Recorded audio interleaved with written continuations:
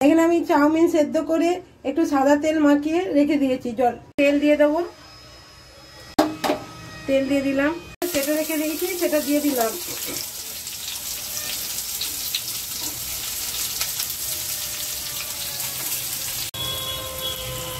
গাজরটা দিয়ে দিলাম,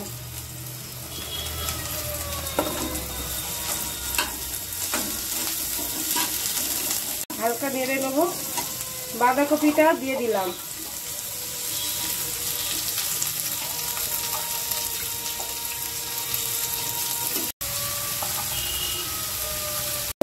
দিয়ে দিলাম, চাউমিনটা দিয়ে দিলাম। সবজিগুলো বেশি ভাজবো না, একটু ক্রাঞ্চিনেস থাকবে, কচকচ করলে খেতে ভালো লাগে, তাই সবজিগুলো আমি বেশি ভাজলাম না।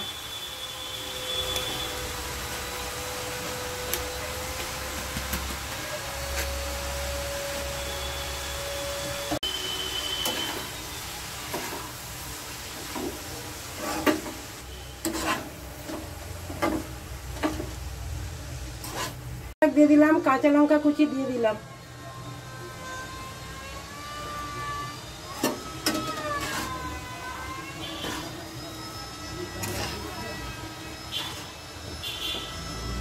ডিমের ভুজিটা দিয়ে দিলাম,